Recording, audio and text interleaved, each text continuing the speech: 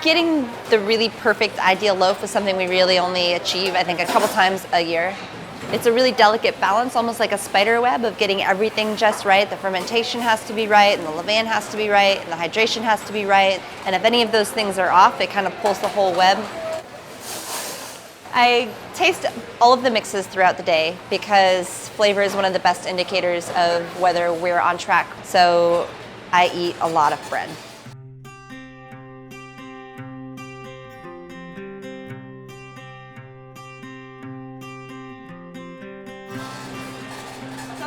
My name is Jennifer Latham, and I'm the Director of Bread for Tartine for Northern California. To make one loaf from beginning to end takes about 24 hours. So we mix the dough in the morning. It goes through bulk fermentation. We cut it and shape it in the afternoon, and then it goes away into a fridge overnight where it's retarded until being baked the next day.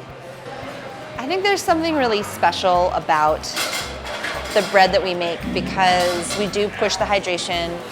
We do push the fermentation.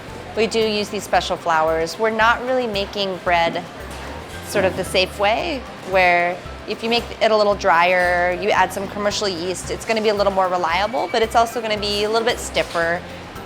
You may not have that depth of flavor. So when we get it right and you get the creamy custardy texture and the really complex flavor, I think people recognize it.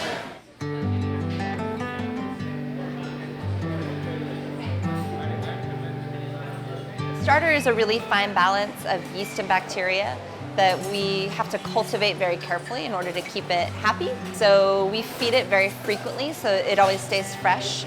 You know, a lot of people from all over Europe, certainly Denmark and Belgium and England, have come and taken our starter and taken it home. The thing about the starter is that once you take it out of its environment and into another native environment, the native yeasts are just going to take over.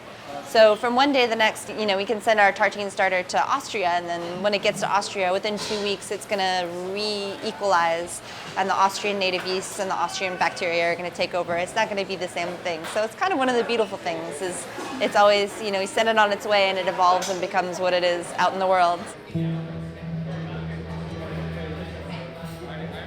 The recipe's been public for a while now. Now that it's out there, we get correspondence all the time for our public email addresses where people are saying, "Hi, I'm doing this at home. This is what it looks like. This is what is working or not working." People come in and bring their loaves, and we've been really blessed to have people travel from all over the world to come see us and spend time with us. I think we get just as much out of it as visiting bakers do. It's always just one of my favorite things about this industry is that there's a really free exchange of information and ideas, and there's a real generosity of spirit that bakers almost universally have in common.